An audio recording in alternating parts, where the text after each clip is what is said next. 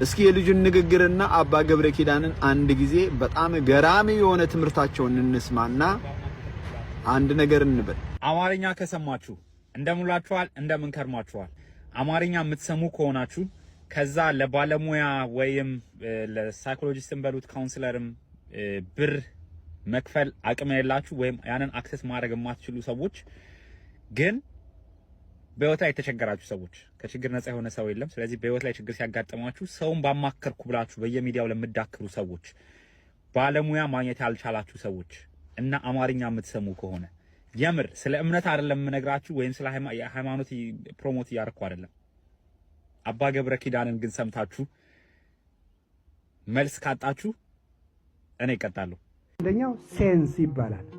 ሴንስ ታውቃላችሁ አይደል? ስሜት ማለት ነው። ሴንስ። ሁለተኛው ፐርሰፕሽን ይባላል። ሶስተኛው ኦፒኒየን ይባላል። አራተኛው ኢንተሌክት ይባላል።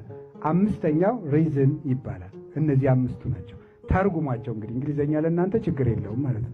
ይሄንን የተናገረው ሊቅ ዮሐንስ ዘደማስቆ ይባላል።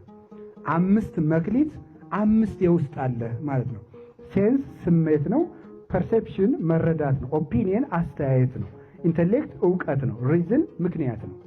እነዚህ ምክንያታዊ ሁን፣ በእውቀት ተመራበት። ምልከታ ይውላችሁ ሰው ሐሳብ የሚስደው ምን ሲናገር ምን ሲመራው ነው? ሴንስ ፐርሴፕሽን እና ኦፒኒየን ሲመሩት ሰውየው የተሳሳተ ይሆናል። እነዚህ እንዲሳሳቱ የሚጠብቀው እንዳይሳሳቱ የሚጠብቀው ሪዝን እና ኢንተሌክት ናቸው። ሁለቱ ምክንያታዊ ከሆነና ዕውቀታዊ ከሆነ ስሜት ሰውየውን አያጠፋው። በምክንያት የሚያስብ በእውቀት የሚያስብ ከሆነ ስሜት አያጠፋው።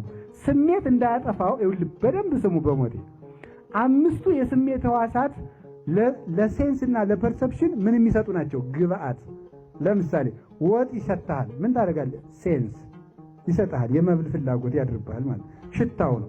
ስለዚህ 5ቱን ትጠብቃለህ። 5ቱን ስትጠብቃቸው ከውስጥ የሚሰማ ስሜት ይስተካከላል ማለት ነው። አላችሁ። እነዚህ ሕዋሳተ ውስጥና ሕዋሳተ አፋ ይባላሉ።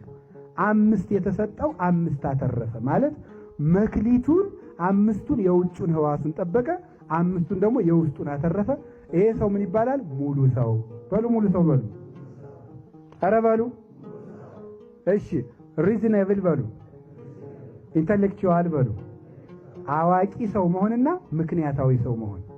አዋቂ ሰውና ምክንያታዊ ሰው እንድትሆኑ ደግሞ እነዚህ 5ቱ ግብአቶች በአይንህ የምታየው፣ በጆሮህ የምትሰማው፣ በጣትህ የምትዳስሰው፣ በአፍህ የምትናገረው በውስጥ ሪዝነብል እንድትሆንና እንዳትሆን ይወስንሃል ነው። ስለዚህ የምትሰማውንና የምታየውን ነገር አስተካክል ነው። የምታየውንና የምትሰማውን ካስተካከልክ የምታስበውም የተስተካከለ ይሆናል። የምታስበው ከተስተካከለ የምትሰራው ይስተካከላል። ከውስጥ ወደ ውጭ፣ ከውስጥ ወደ ውጭ ነው ኑሯችን። ከውጭ የምታየው ውስጥህን ያረክሳል። ውስጥ ሲረክስ በእጅ ደግሞ የረከሰ ነገር መልሰህ ትሰራለህ። ይሄ ምንድን ነው? የጨረቃ ኦርቢት አለ አይደል? ምህዋሯ እንደዚህ እየዞርን ነው የምንኖረው። በውጭ ያሉት ሕዋሳት ለውስጥ የረከሰ ነገር ያቀብሉታል። ውስጥ ሲረክስ ደግሞ በውጭ ደግሞ የግድህን የረከሰ ነገር ትሰራለህ። እንደዚያ እንዳይሆን ውጩ የተቀደሰ ነገር የሚሰማ ከሆነ ውስጡ ይቀደሳል። ውስጡ ሲቀደስ ደግሞ እጆቹ መልካም ፍሬን ያፈራሉ። የፍሬ ሰው ይበለን።